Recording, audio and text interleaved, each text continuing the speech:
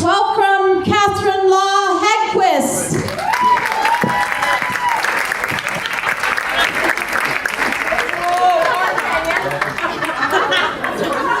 Guys, just screwed up the order here.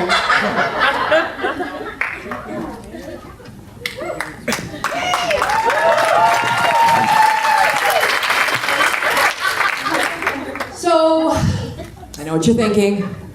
Did she bring Barack with her?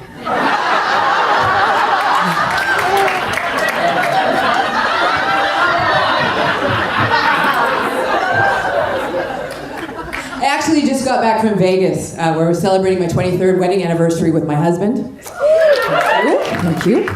We went out for a romantic dinner, and we came back to the hotel, to the lounge, to do some dancing. And over in the corner were these three women in their 70s, and they were kicking up their heels, having a great time. You knew that they were sharing memories of a kindred generation, and that was just so adorable. Until they waved me over to join them. Now, meeting new friends is always nice, and especially when one of them works for Revenue Canada, and you realize that this person's now going to be in your life for the rest of your life. You know you're getting older, not when you start to collect wrapped straws and the extra napkins from takeout, keep them in your purse, but when complete strangers come up to you asking for them, like they just know you've reached that point. Now, as I get older, I'm trying to become more sensitive with my language and be more specific with the words I use. So, one of the things I'm trying to do is reframe the fact that some people, my family, my parents, aren't hoarders per se, but rather collectors of collections of everything they've ever owned. So that's looming. I don't want my parents to actually see this, because if you think they hold on to stuff for a long time, they're great with grudges. So about my parents, I'm of Jamaican and Irish heritage. So, Hugh, I sense there's some more Jamaicans in the room. Awesome. Which means I come from two cultures that are known for their even tempers.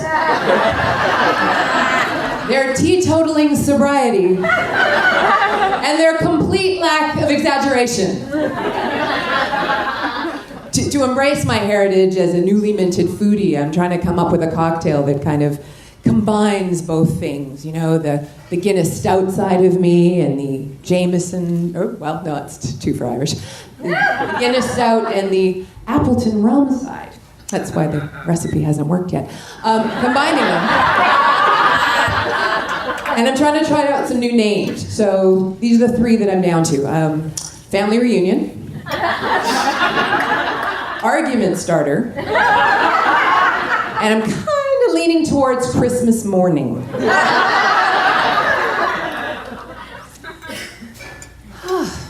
You know, trying out this whole stand-up comedy thing has been really fun. Some great people, a new experience. But I kind of think I'm going to stick with my stable day job. I'm an actor. Fitting into the film industry has been a bit of a challenge for me. As you can see, I'm a solidly 2-digit-sized woman in a rampantly single-digit-sized industry. And no, double zeros is not a legitimate size. But it's not just my body that has trouble fitting sometimes, it's actually my feet as well. I'm a size 11. And you can never find that. I mean, I drive wardrobe departments crazy. So I've actually used this to justify creating an awesome shoe collection. And ladies, this is gonna make you a little jealous. I can actually rent them to productions, so they actually make me money.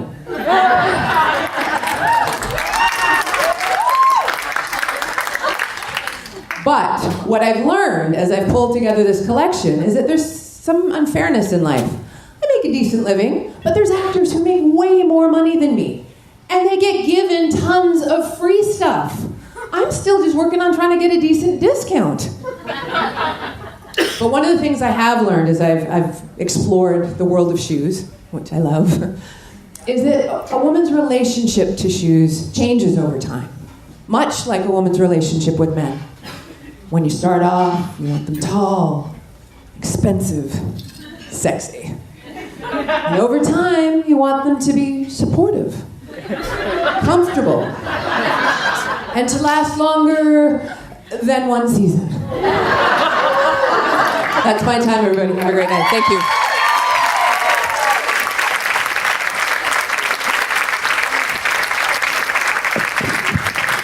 Give it up for, let's get it right here down, Kathy.